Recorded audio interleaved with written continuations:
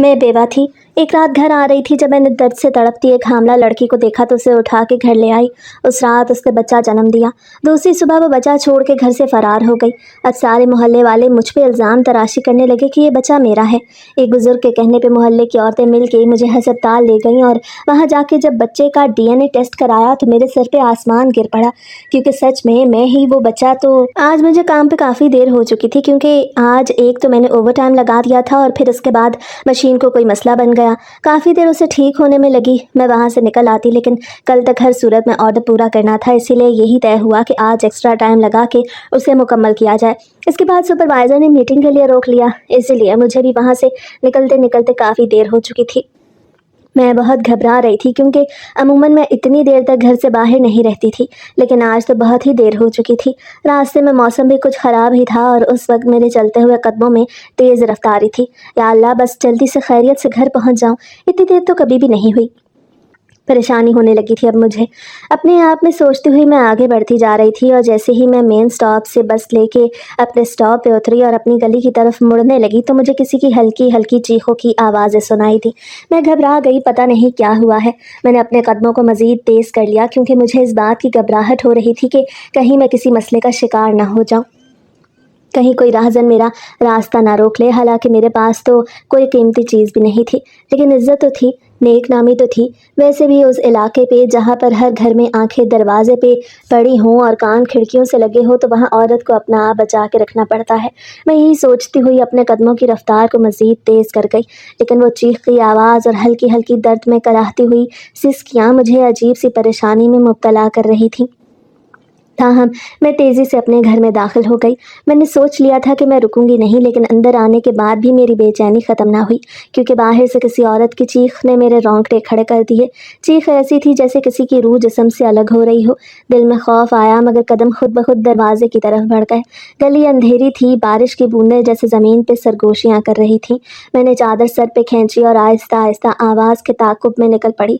पहले लगा शायद कोई नशेई झगड़ रहा हो, मगर जब मैंने गली के मोड़ पे देखा तो एक लड़की ज़मीन पर तड़प रही थी। उसका जिस्म कांप रहा था, पेट के नीचे से खून बह रहा था, सांस तेज थी और आंखों में वहशत फैली हुई थी। मैं घबरा गई और मैंने दौड़ के उसे थामा। अल्लाह के वास्ते मेरी मदद करो, बच्चा, मेरा बच्चा होने वाला है। उसके अल्फाज मेरे कानों में गूंज गए, मेरे हाथ कँप-कँपा गए। मैंने चारों तरफ देखा, कोई नहीं था। रात गहरी हो चुकी थी, गली में बस बारिश और अंधेरा था। मैंने झट से चादर उसके ऊपर डाली और उसे सहारा देकर अपने घर तक खींच लाई। मेरा दिल ज़ोर ज़ोर से धड़क रहा था। ना मैं उसे पहचानती थी, ना उसके आने का सबब जानती थी, मगर उसके चेहरे पर ऐसी बेबसी थी कि मेरे इनकार की गुंजाइश ही नहीं थी। घर पहुंचकर मैंने उसे बिस्तर पर लिटाया, पानी मुंह पे छिड़का, बचाओ वो मर जाएगा, मेरा बच्चा। वो हज़ियानी अंदाज में बार बार यही जुमला दोहरा रही थी। मैंने घबरा के पुरानी चादर के टुकड़े फाड़े, पानी गर्म किया, मेरे हाथ काँप रहे थे, दिल दुआ मांग रहा था, या अल्लाह उस नन्ही जान की हिफाजत करना। पता नहीं कहाँ से हिम्मत आई, मगर उस रात मैंने सब कुछ खुद किया। हिम्मत के साथ मैं उसे भी हिम्मत दिलाती रही। रात के तीसरे पहर उसने ज़ोर से एक चीख मारी और उसके बाद एक नन्ही सी रोने की आवाज़ ने पूरे घर को भर दिया। मैं जैसे खुद को भूल गई थी। वो नन्हा वजूद मेरी हथेलियों में कांप रहा था। उसके रोने की आवाज़ में ज़िंदगी की वो शिद्दत थी जो मेरे अपने सीने में बरसों से मर चुकी थी। मैंने अल्लाह का शुक्र अदा किया, मगर जब मैंने नज़र उठा के देखा तो वो लड़की, वो नामालूम औरत नीम बेहोश पड़ी थी। मुझे परेशानी हुई। मैं सारी रात उसके सरहाने बैठी रही, कभी उसका माथा सहलाती, कभी बच्चे को गोद में लेके लोरी देती। सुबह की पहली रोशनी ने जब दीवार पर दस्तक दी तो मैंने सुकून का सांस लिया। सब खैर है बेटी, अब तो महफूज हो, मैंने कहा। उसने मुझसे पानी मांगा, मगर जब मैं किचन में पानी लेने गई और वापस लौटी तो बिस्तर खाली था। वो लड़की जा चुकी थी। बस एक छोटा सा कंगन तकिए के पास रखा था और वो बच्चा जो अभी भी मेरी गोद में था सो रहा था। मेरे अंदर एक अजीब सा सुकून और खौफ इकट्ठा हो गया। ये कहाँ गई? मैंने घबरा के घर में इधर उधर देखा, लेकिन वो कहीं ना थी। मैंने सोचा शायद वो थोड़ी देर में लौट आए, मगर दिन चढ़ा, सूरज निकला और शाम ढली, कोई ना आया। मोहल्ले की औरतों को खबर मिली तो जुबानें चल पड़ी। बेवा थी ना, आखिर कहाँ सब्र टूट गया। खुदा की कसम ये औरत शरीफ नहीं, ये बच्चा इसी का है। शौहर के मरने के बाद अब बहाना बना रही है। मैं तो लोगों की बातें सुन के हैरान परेशान रह गई। समझ नहीं आ रही थी आखिर इतने बहतान मुझ पे क्यों बांधे जा रहे हैं। मैं उसी मोहल्ले में तो इतने अरसे से रह रही थी, हर कोई मेरे किरदार से वाकिफ था, हर कोई मेरी शराफत का गवाह था। फिर एक बच्चे को देख के उन सबके चेहरों से नकाब कैसे उतर गया, उनकी जुबानों पर जहर कैसे आ गया, मैं समझ नहीं पा रही थी। उन सबको सफाई देने की कोशिश की, लेकिन कोई भी ये बात मानने को तैयार नहीं था कि वो बच्चा मेरा नहीं। मैंने दरवाजे बंद कर लिए, मगर इल्ज़ामों की आवाज़ें दीवारों से टकरा के वापस आती। मैंने उस बच्चे को अपने सीने से लगाया और आंखों से आंसू बह निकले। या अल्लाह, ये कैसी आजमाइश है। एक तो मैंने नेकी की, एक बेसहारा लड़की की मदद की, उसे मुश्किल में साथ दिया, फिर वो नेकी मेरे लिए आजमाइश बन के रह गई। वो लड़की आखिर कहाँ चली गई, आखिर मेरे लिए क्यों ये जिल्लत का रास्ता खोल गई। मुझे नहीं मालूम था कि एक नेकी की रात मेरी ज़िंदगी को जहन्नम की सुबह में बदल देगी, लेकिन मैं सिर्फ इतना जानती थी कि वो बच्चा चाहे किसी का भी हो अब मेरा है। मैं दरवाज़ा बंद करके दीवार के साथ बैठ गई। आंसू खुद ब खुद बहने लगे। ऐसा लगा जैसे मेरे कानों के पीछे कोई मुसलसल कह रहा हो, तू झूठी है, तू गुनहगार है। 2 दिन बाद मोहल्ले की औरतें मेरे घर में जमा हो गईं। कोई कह रहा था बच्चा नाजायज़ है, कोई कह रहा था सलमा किसी के साथ भागी थी। मैंने कस्में खाई, वजाहतें दी, मगर किसी ने यकीन न किया। सलमा बहन, आप शरीफ औरत हैं, तो ये बच्चा कहाँ से आया? अल्लाह गवाह है, मैंने उसे सिर्फ पनाह दी थी, लेकिन कोई मेरी बात पे यकीन नहीं करता। सब यही कहते हैं, बीबी शर्म करो, बेवा होके भी लोग मायने खेज अंदाज में बातें करने लगते। मैंने दरवाज़ा बंद कर दिया। उस दिन पहली बार मुझे लगा जैसे मेरा घर नहीं कैद खाना है। तीसरे दिन शाम को अशफाक साहब आए, मोहल्ले के बुजुर्ग जिनकी बात सब सुनते थे। सफ़ेद दाढ़ी, ठंडी आंखें, मगर लहजे में फैसले की सख्ती थी। वो बोले, बेटी सलमा, तुम्हारा नाम अच्छा खासा था, लोग तुम्हें नेक कहते थे, ये तुमने क्या किया? उनके पूछने पर मैंने रोते हुए सारी कहानी सुनाई, किस तरह मैंने उस लड़की की मदद की और फिर किस तरह अचानक वो सुबह के वक्त घर छोड़ के चली गई। वो खामोशी से सुनते रहे, फिर बोले, बेटी नीयत तुम्हारी नेक हो सकती है, मगर ज़माना नीयत नहीं देखता। तुम्हें साबित करना होगा कि ये बच्चा तुम्हारा नहीं, वरना लोग इसी तरह तुम पे इल्ज़ाम लगाते रहेंगे और तुम इल्ज़ामात को सह नहीं पाओगी। अशफाक साहब ने मुझे कहा तो मैं हैरानी से उनकी तरफ देख के बोली, कैसे? मैं भला कैसे ये साबित करूं कि ये बच्चा मेरा नहीं? क्या लोगों को नज़र नहीं आता मैं कितने अरसे से इस मोहल्ले में रह रही हूँ? मेरा किरदार, मेरी शराफत, मेरी नेक नामी सब उन लोगों के सामने है। फिर भी ये लोग मेरा तमाशा बना रहे हैं और मुझे ही बातें सुना रहे हैं। आखिर ये सब कुछ मेरे साथ क्यों हो रहा है? मैंने परेशानी से अपने सर को दोनों हाथों में थाम के बोला तो अशफाक साहब हमदर्दी से कहने लगे, देखो, लोगों का मुंह बंद करने का एक ही तरीका है कि तुम अस्पताल जाके DNA कराओ, तभी तुम पर से शक खत्म होगा। उनके कहने पे मेरे दिल पर जैसे किसी ने चाकू फेर दिया हो। मैं अस्पताल? सबके सामने? मैंने हैरानी से कहा तो वो बोले, हाँ, मोहल्ले में से कुछ औरतें साथ जाएंगी। सच छुपाने से नहीं, दिखाने से साबित होता है। अशफाक साहब के कहने पर मैं चुप सी हो गई, लेकिन सच तो ये था कि मुझे ये सब कुछ मुनासिब नहीं लग रहा था। भला मैं क्यों अपनी सफाई देती? भला मैं क्यों लोगों के सामने अपने किरदार को साबित करती? मैंने आसमान की तरफ देखा, शायद वहाँ कोई फरिश्ता हंस रहा था या रो रहा था। अगले दिन औरतों ने ज़बरदस्ती मुझे तैयार किया और बच्चे को कपड़े में लपेटा और मुझे अस्पताल ले गई। रास्ते भर वो चुपके चुपके बातें कर रही थी। क्या पता वाकई इसी का बच्चा हो। अल्लाह जाने, ज़माना बहुत ख़राब है आजकल। औरतें जैसे सरगोशियों में बातें कर रही थीं और मेरे दिल पे कड़ी वार हो रहे थे। मेरे कान जलने लगे। मैंने चादर आंखों पे खींच ली। अस्पताल के दरवाजे पे डॉक्टर नेहा मिली। वो मेरी पुरानी जानने वाली थी, मगर बरसों बाद मिली थी। उसकी आंखों में हैरत थी। सलमा, तुम यहाँ? अपने किसी हमदर्द को देख के मैंने सब कुछ सुना दिया। उसे बच्चे को देखा, फिर मुझे। मैं तुम्हें जानती हूँ सलमा, तुम झूठ नहीं बोल सकती, मगर कानून सबूत मांगता है और तुम्हें अपनी सच्चाई साबित करने के लिए सबूत भी देना होगा। मैंने सर झुका दिया। जो भी हो नेहा, तुम मेरा टेस्ट कर लो, मुझे सिर्फ सच चाहिए। मैंने हिम्मत करते हुए डॉक्टर नेहा से कहा तो वो बोली, एक बार अच्छी तरह सोच लो, क्या तुम ये टेस्ट कराने के लिए तैयार हो? मैंने ज़ख्मी नज़रों से उसकी तरफ देखा और बोली, मेरे पास इसके अलावा और कोई रास्ता नहीं। अपनी सच्चाई साबित करने के लिए मुझे ये टेस्ट करवाना होगा, नहीं तो मेरा बच्चा, ना ही मैं इसकी माँ। जानती थी, ना जाने क्यों वो उसे मेरे पास छोड़ गई और मुझे कुछ समझ नहीं आ रही कि अब इस बच्चे का क्या करूं। मैंने परेशान होते हुए डॉक्टर नेहा से कहा तो वो बोली, ठीक है, अगर तुम इस टेस्ट को करवाने के लिए इतनी ही पुरयकीन हो तो मैं तुम्हारा टेस्ट ले लेती हूँ। DNA टेस्ट हो गया। एक सुई से थोड़ा सा खून दिया गया, फिर बच्चे का नमूना लिया। मैंने महसूस किया जैसे हर कतरे के साथ मेरा वकार भी निचोड़ लिया गया हो। घर लौटी तो दरवाजे पे लोग खड़े थे। कोई हंस रहा था, कोई तंजिया नज़रों से देख रहा था। हाँ भाई, क्या निकला? अब तो पता चलेगा कौन सच बोल रहा है। मैंने बच्चे को सीने से लगा लिया। उनकी सांसें गर्म थी, जैसे वो भी डर रहा हो। रात भर मैं जागती रही, कभी छत को देखती, कभी दीवार पर लटकी अनवर की तस्वीर को। کاش تم زندہ ہوتے انور، تم بتاتے کہ میں بے گناہ ہوں۔ تصویر خاموش رہی۔ شاید مرد مرنے کے بعد بھی عورت کی بے بسی نہیں سنتے۔ میرے لیے یہ 3 دن بہت بھاری تھے۔ سچ اور بے یقینی کے بیچ ڈولتے ہوئے میں اپنا وقت گزار رہی تھی۔ اس بچے کے ساتھ میرا دل لگ گیا تھا اور میں اس کے چھوٹے چھوٹے کاموں میں مصروف رہتی۔ کبھی کبھی خیالوں میں اس کی ماں کو مخاطب کر کے کہتی، یہ تم نے کیا کیا؟ اپنی اولاد کو خود سے دور کر دیا۔ آخر ایسی کیا مجبوری تھی؟ ایک بار تو تم مجھے بتاتی، شاید میں تمہاری کوئی مدد کر دیتی، لیکن تم تو یوں چپکے چپکے یہاں سے چلی گئی اور اس بچے کو میرے پاس چھوڑ گئی۔ میں نے اس بچے کی بہت خدمت کی، اس کا بہت خیال رکھا۔ 3 دن کیسے گزرے پتہ ہی نہ چلا۔ 3 دن بعد نیہا کا فون آیا، سلمیٰ کل رپورٹ آ جائے گی، تم خود آ کے لے جانا۔ میں نے حامی بھر لی۔ میں نے رات بھر عبادت کی، سجدوں میں روئی، رب سے کہا یا اللہ سچ کو عزت دے دے، مجھے صرف ایک نشان دے دے کہ میں گنہگار نہیں۔ صبح میں نے چادر اوڑھی، بچے کو گود میں لیا اور ہسپتال پہنچی۔ نیہا نے کمرے میں بلا لیا، چہرے پہ ایک عجیب سی سنجیدگی تھی۔ میں نے لرزتی آواز میں پوچھا، نیہا کیا رپورٹ آئی؟ اس نے کاغذ میرے سامنے رکھا، نگاہیں جھکائیں۔ میں نے کپکپاتے ہاتھوں سے لفافہ کھولا اور کاغذ پہ الفاظ ناچ رہے تھے، مگر میں صرف ایک لائن پڑھ سکی جس میں صاف صاف لکھا تھا کہ DNA میچ ہو گیا ہے۔ اور میرے لیے یہ بہت شاکنگ نیوز تھی۔ میرے ہاتھوں سے کاغذ پھسل گیا، میرے کانوں میں شور گونجنے لگا، میرے دل کی دھڑکن رکنے لگی۔ میں نے نیہا کی طرف دیکھا۔ یہ کیا مطلب ہے؟ اس نے آہستہ سے کہا، سلمیٰ یہ ٹیسٹ یہ ثابت کرتا ہے کہ یہ بچہ تمہارا ہی ہے۔ نیہا کے اس طرح کہنے پر میری نگاہوں کے سامنے دنیا گھومنے لگی، میرے قدم لڑکھڑائے، میں زمین پہ گر گئی۔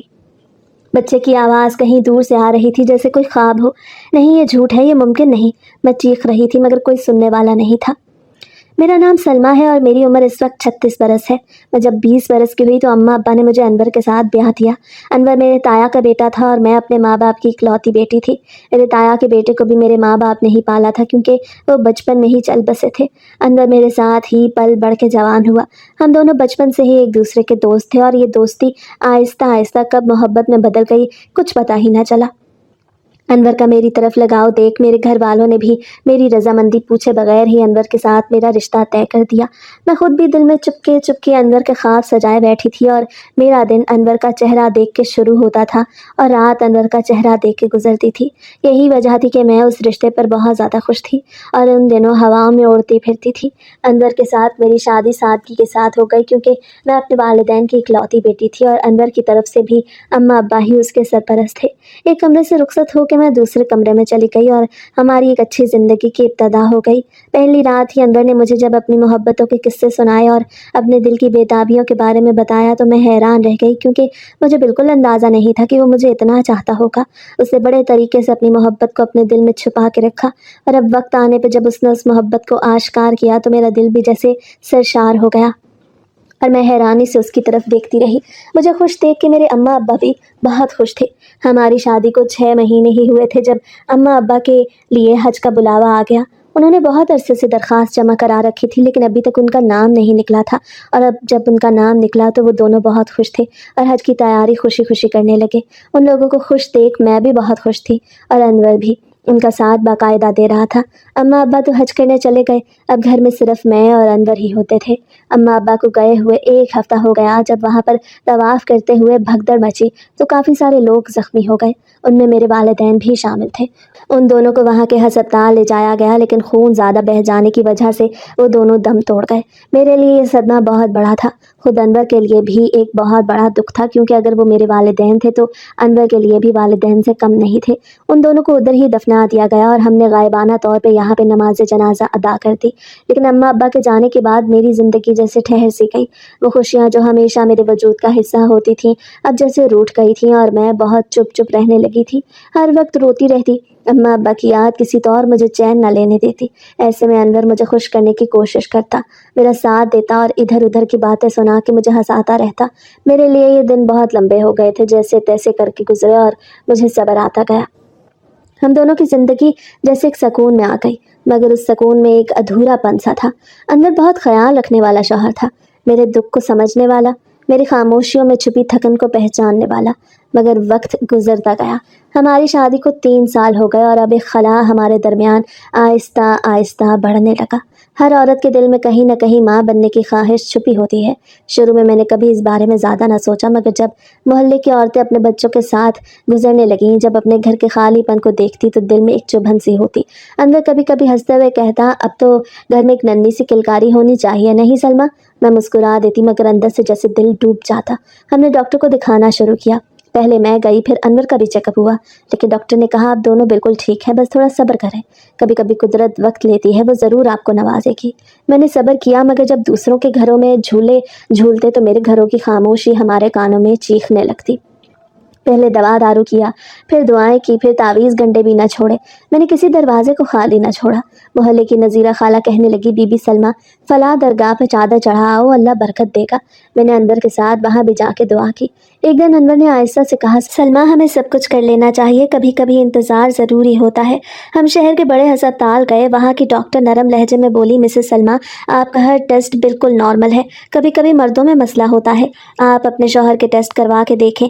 अनवर खामोश हो गया। मैंने फ़ौरन बात बदल दी, डॉक्टर साहिबा हमें अल्लाह पे यकीन है। लेकिन अनवर की आंखों में अजीब सा दुख था, जैसे मर्द होने के नाते कुछ टूट सा गया हो।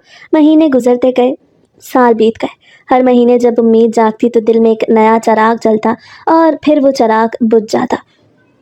मैं हर बार रब से फरियाद करती, या अल्लाह, मैं सिर्फ माँ बनना चाहती हूँ, कोई दौलत नहीं मांगती, बस एक बार मुझे वो खुशी दे दे जो माँ बनने के बाद मिलती है। अनवर ने कभी शिकायत नहीं की, मगर मैं जानती थी कि वो भी थक गया है। कभी कभी रात को जागते हुए मैं उसे देखती तो वो खामोशी से छत को घूर रहा होता। एक रात उसे बस इतना कहा, सलमा शायद ये हमारा नसीब नहीं। मैंने फ़ौरन उसका हाथ पकड़ा। ऐसे मत कहो अनवर, रब की रहमत से कभी मायूस नहीं होना चाहिए, वो ज़रूर अपना करम करेगा। मगर उस रात के बाद अनवर बदलने लगा। बहुत कम बोलता, अक्सर देर से घर आता, और एक दिन जब वो दफ्तर के काम से बाहर गया तो लौटा ही नहीं। अनवर को एक हादसा पेश आ गया। जब मुझे हादसे की खबर मिली तो मैं नीम पागल सी हो गई। अनवर सड़क पे जा रहा था जब सड़क पे ट्रक से टक्कर हो गई। मैं फिर एक बार अकेली रह गई, और इस बार सिर्फ माँ न बनने का दुख नहीं, बल्कि सब कुछ खो देने का जख्म मेरे अंदर बस गया था। अनवर के जाने के बाद मेरी ज़िंदगी जैसे एक लम्हे में उजड़ गई। मैंने कभी सोचा भी नहीं था कि ज़िंदगी यूं यकदम खाली हो जाएगी, जैसे किसी ने मेरे घर से हंसी, रोशनी और उम्मीद सब छीन ली हो। जिस दरवाजे से अनवर हर रोज़ मुस्कुराता हुआ दाखिल होता, अब वहाँ सिर्फ खामोशी बरकरार रहती थी। दीवारों पर उसकी हंसी गूंजती थी, और अब वही दीवारें मुझे घूरती रहती थी। शुरू के दिन तो जैसे ख्वाब और हकीकत के बीच गुजरे। मैं सुबह उठती, चाय बनाती और ख़ुद ब खुद 2 कप रख देती, फिर चौंक के देखती, सामने वाली कुर्सी खाली होती। अनवर की कमीज़ अलमारी में लटकी रहती। मैं हर रोज़ उसे छूती, जैसे उसके लम्ब से बात करना चाहती हूँ। रात को बिस्तर पर उसका तकिया मेरे करीब होता, मैं उस पर सर रख के रोती रहती। कभी कभी ख्याल आता, शायद दरवाज़ा खुलेगा, वो आ जाएगा, कहेगा, सलमा तुम रोती बहुत हो, मैं यहाँ हूँ ना। मगर दरवाज़ा खुलता भी तो सिर्फ हवा के झोंके से, और वो भी इतने सर्द के जिस्म सुन हो जाए। अनवर के बाद मेरा वजूद जैसे एक साया बन गया था। खाना पीना छोड़ दिया, बातचीत छोड़ दी। मोहल्ले की औरतें आती, तसल्ली देती, फिर सरगोशियाँ करके चली जाती। बेचारी सलमा, अभी तो उम्र ही क्या थी, अल्लाह किसी पे ऐसा वक्त न लाए। मैं सुनती भी नहीं थी, बस अनवर की तस्वीरी फ्रेम को घूरती रहती। शुरू में सब हमदर्द थे, औरतें खाना ले आती, कुछ माली मदद की बात करती, लेकिन वक्त के साथ वो हमदर्दियाँ भी कम होती गईं। एक महीना गुजरा, फिर 2, और फिर सब अपनी ज़िंदगी में मगन हो गए। अब कोई दरवाज़ा खटखटाता भी नहीं था। मोहल्ले के चंद मर्द अगर गली में मुझे अकेला देख लेते तो नज़रें बदल लेते, और कुछ औरतें आंखों में तरस और लबों पे तंज लेके कहती, अकेली औरत का जीना कितना मुश्किल होता है ना। मैं सुनती मगर कुछ कहती नहीं। मेरे पास अब कहने को कुछ बचा ही नहीं था। चंद माह तो अनवर के छूटे हुए पैसों से गुजर बसर हो गई, मगर वो कब तक चलते। जब आखिरी नोट मेरे हाथ से निकला तो जैसे मेरी उम्मीद भी दम तोड़ गई। चूल्हे पर बर्तन खाली पड़े थे, आटा ख़त्म, चावल ख़त्म, और दिल में बस एक सवाल ही था, अब क्या होगा। मैंने खुद से कहा, सलमा अब रोना काफ़ी है, कुछ करना होगा। पहले तो गैरत ने रोका, बेवा औरत घर से बाहर जाएगी, लोग क्या कहेंगे। मगर भूख ने सब शर्में, सब खौफ पिघला दिए। 2 दिन बगैर कुछ खाए गुजारे। तीसरे दिन हिम्मत करते हुए तो मैंने फैसला कर लिया कि अब जीना है तो मेहनत से जीना है। मैंने पुरानी चादर ओढ़ी, दरवाज़ा बंद किया और बाहर कदम रखा। मोहल्ले के दरो दीवार जैसे मुझे देख के कुछ कह रहे थे, कहाँ जा रही है सलमा, अब तो ये काम भी करेगी। मैंने कुछ नहीं सुना, बस चलती गई। पहला दिन था, सूरज बहुत तेज़ था, मगर मेरे कदम जैसे पत्थर के हो गए। बाजार पहुंची तो एक कपड़ों की दुकान पे औरतें झाड़ू लगा रही थी। मैंने दुकानदार से हिम्मत करके कहा, भाई काम चाहिए, कोई भी काम, बस इज्जत का हो। मुझे ऊपर से नीचे तक देखता रहा, फिर बोला, सफाई का काम कर सकती हो, सुबह आ जाना। मैंने सर हिला दिया। उस रात जब मैं वापस लौटी तो थकन नहीं थी, बल्कि दिल में एक अजीब सा इत्मीनान था कि अब मैं हाथ फैला के नहीं, हाथ चला के जीऊँगी। पहला दिन काम का अजीब था। मेरी नरम उंगलियां जो कभी अनवर के हाथों में रहती थीं, अब झाड़ू और कपड़े पकड़ने से ज़ख्मी हो गईं। गर्मी से पसीना बहता, मगर दिल में शुक्रगुजारी थी। मैंने खुद से कहा, सलमा तुम कमज़ोर नहीं हो, तुम अनवर की बीवी हो। दुकानदार ईमानदार था, शाम को मजदूरी दे देता। थोड़ी सी रकम थी, मगर इतनी कि चूल्हा जल सके। मैंने आटे का थैला ख़रीदा, सब्ज़ी ली, और पहली बार कई दिनों बाद घर में खाने की खुशबू आई। खाते वक्त मेरी आंखों से आंसू बहने लगे। अनवर देखो, मैं जिंदा हूँ, तुम्हारे बगैर भी। दिन गुजरते गए, काम बढ़ता गया। कभी किसी के घर सफाई, कभी कपड़े धोना, कभी दुकान पर झाड़ू लगाना। शाम को वापस आती तो हाथों में छाले, कमर में दर्द, मगर दिल में सुकून था कि मैं मेहनत से जीने लगी थी। लेकिन मोहल्ले वाले फिर भी खामोश न हुए। कुछ ने कहना शुरू कर दिया कि ये तो बाहर काम करती है, पता नहीं कहाँ कहाँ जाती होगी, अकेली औरत है, ज़रा ध्यान करो। मैं सुनती और मुस्कुरा देती। मुझे अब किसी के अल्फाज का डर नहीं था। मैं जान चुकी थी कि लोगों के पास बातें ख़त्म नहीं होती, मगर अगर औरत खुद पर भरोसा रखे तो वो ज़माने की सबसे मजबूत दीवार बन जाती है। कभी कभी जब रात को घर लौटती तो दरवाजे पे रुकते ही अनवर की आवाज़ गूंजती, महसूस होती, सलमा आज भी देर हो गई। मैं धीरे से कहती, काम था अनवर। फिर खुद ही हंस देती। दीवार पर उसकी तस्वीर के नीचे मोमबत्ती रख के बैठी रहती और दिल ही दिल में उससे बातें करती। तुम चले गए, मगर मैं तुम्हारी यादों में जिंदा हूँ। अब मैं वो सलमा नहीं रही जो सिर्फ तुम्हारे सहारे थी। मैं खुद अपनी दीवार हूँ, अपना साया हूँ। वक्त के साथ मैं मजबूत हो गई। घर में अब खाने की कमी नहीं थी। मैं सुबह दरवाज़ा बंद करके कहती, या अल्लाह आज के दिन को आसान बना दे। फिर शाम तक मेहनत करती रहती। कुछ दिनों बाद दुकानदार की बीवी ने कहा, बीबी सलमा तुम मेहनती हो, हमारे बच्चों को पढ़ा दो। मैंने कहा, मैं कोई बड़ी बड़ी लिखी नहीं, बस थोड़ा बहुत पढ़ सकती हूँ। उसने मुस्कुरा के कहा, बस इतना ही काफ़ी है। यूँ मैं दिन को काम और शाम को बच्चों को पढ़ाने लगी। ज़िंदगी जैसे आहिस्ता आहिस्ता अपने कदमों में खड़ी हो रही थी। लेकिन जब भी रात को सन्नाटा छा जाता, मैं अनवर की तस्वीर के सामने जा बैठती। अनवर तुम होते तो शायद सब कुछ आसान होता, लेकिन शायद तुम्हें जाना ही था, ताकि मैं अपने अंदर की सलमा को पहचान सकूं। मैं अब जान चुकी थी कि ज़िंदगी सिर्फ खुशियों का नाम नहीं, बल्कि दुखों के बीच जीने का हौसला भी उसी का हिस्सा है। मैं अब वो बेवा नहीं थी जो दुनिया से डरती थी। मैं वो औरत बन गई थी जो दुनिया का मुकाबला कर सकती थी। कुछ वक्त गुजरा तो मुझे फैक्ट्री में नौकरी मिल गई। ये काम मेहनत तलब था, मगर इज्जत वाला था। सुबह सवेरे घर से निकलती, दिन भर मशीनों के शोर में गुम रहती और रात देर से वापस आती। हाथों पे छाले, आंखों में थकन, मगर दिल में एक सुकून कि मैं किसी के सहारे नहीं, अपने जोरे बाजू पे जी रही हूँ। फैक्ट्री में दर्जनों औरतें काम करती थीं। किसी के शौहर बीमार थे, किसी के बच्चे छोटे, किसी का कोई सहारा नहीं। सबकी कहानियाँ अलग थीं, मगर दुख एक जैसे थे। मेरी उम्र अब 36 बरस हो चुकी थी।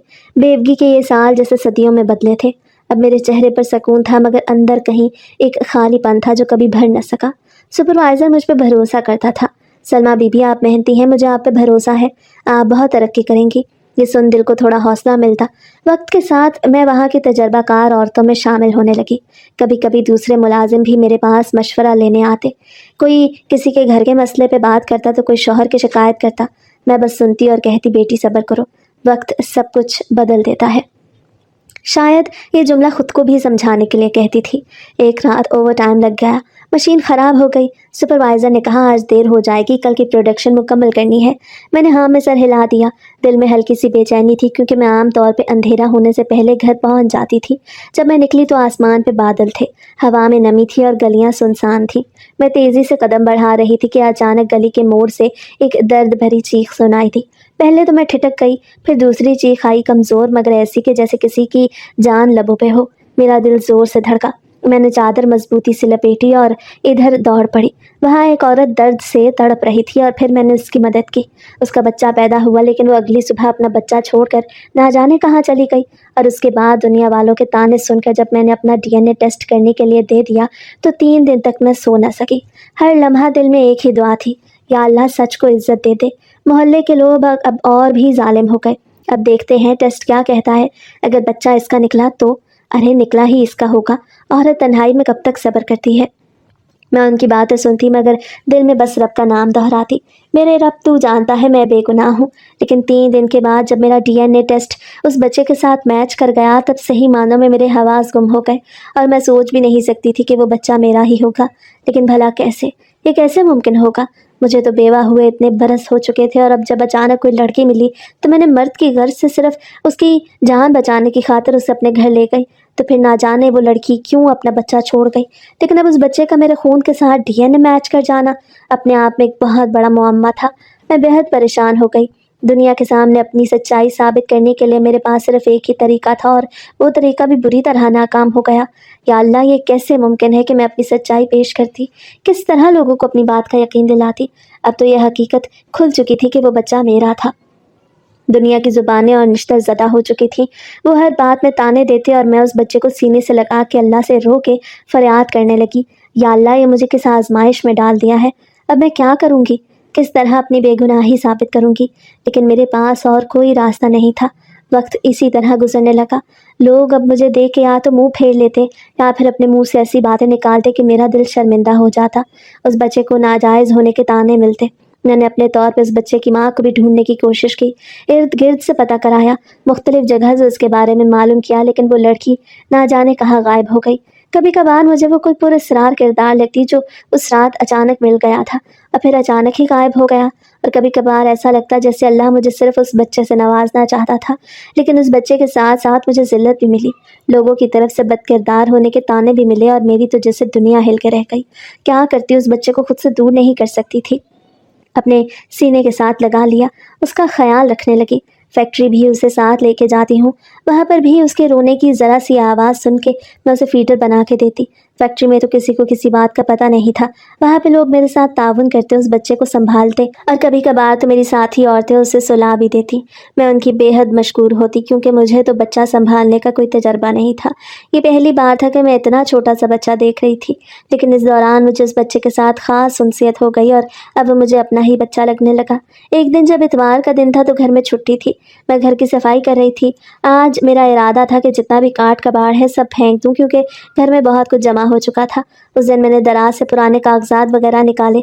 उन्हें देखते हुए मैं वो कागजात जिनकी ज़रूरत नहीं थी उन्हें फेंक देती और जिनकी ज़रूरत थी उन्हें एक तरफ रखने लगी। तभी मेरी नज़र अपने डीएनए की रिपोर्ट पे पड़ी। मैं उसे पढ़ रही थी जब अचानक मेरी नज़र एक चीज़ पे पड़ी और उसे देख के मैं चौंक उठी। मेरा रंग जर्द पड़ गया और हाथ कँपकँपाने लगे। मेरे हाथों में वो कागज़ कांपने लगा। मैंने तेज़ी से वो कागज़ अपने पर्स में डाला, बच्चे को उठाया और घर से निकल आई। मेरा रुख अब उसी अस्पताल की तरफ था। मेरा डॉक्टर नेहा से मिलना बहुत ज़रूरी था। अब मैं सीधा अस्पताल गई और डॉक्टर के पास चली गई। डॉक्टर नेहा मुझे देख के चौंक पड़ी। हैरियत सलमा, सब ठीक तो है, तुम यहाँ? मैं उसके मद्दे मुकाबिल कुर्सी घसीट बैठ गई और फूली हुई सांसों के साथ बोली, डॉक्टर, मुझे अपनी रिपोर्ट दोबारा चेक करानी है, मुझे अपना डीएनए दोबारा कराना है। डॉक्टर नेहा मेरी बात सुन के चौंक पड़ी और बोली, ऐसी क्या ज़रूरत पेश आ गई, जबकि अभी तुम्हारा डीएनए कुछ अर्सा पहले ही हुआ। लेकिन मैं फ़ौरन बोली, डॉक्टर, बेशक हुआ, लेकिन वो रिपोर्ट गलत है, मैं उसे चैलेंज कर सकती हूँ। मेरी बात सुन के डॉक्टर नेहा चौंक गई और पूछने लगी, कैसे गलत है? तुम भला ये बात कैसे कह सकती हो? अस्पताल इतनी बड़ी गैर जिम्मेदारी का मुजाहरा नहीं कर सकता। डॉक्टर नेहा ने मुझे कहा तो मैंने अपने हाथ में पकड़ी हुई रिपोर्ट खोल के डॉक्टर के सामने रखी और कहा, ऐसा अस्पताल ये सब कुछ कर चुका है, इस अस्पताल ने मेरे साथ बहुत गलत किया और मैं दोबारा रिपोर्ट करा के अपनी सच्चाई साबित करना चाहती हूँ, और अगर इसमें गलती हुई तो मैं इसके ऊपर हट जाने का केस करूँगी। मैंने डॉक्टर नेहा की आंखों में आंखें डाल के कहा तो वो गौर से मेरी रिपोर्ट पढ़ने लगी और फिर बोली, आखिर इसमें गलत क्या है, मुझे भी तो समझाओ। रिपोर्ट तो यही कह रही है कि तुम्हारा डीएनए मैच कर गया, अब तुम कह रही हो ऐसा कुछ नहीं, रिपोर्ट गलत है। बताओ मुझे, इसमें ऐसा क्या है? तभी मैंने अपने नाम के ऊपर इशारा किया और कहा, देखो डॉक्टर, मेरा नाम सलमा अनवर है, शोहर का नाम अनवर, लेकिन यहाँ पे सलमा मकसूद लिखा हुआ है और शोहर का नाम मकसूद। इसका मतलब है कि ये रिपोर्ट किसी सलमा मकसूद की है, ना कि मेरी।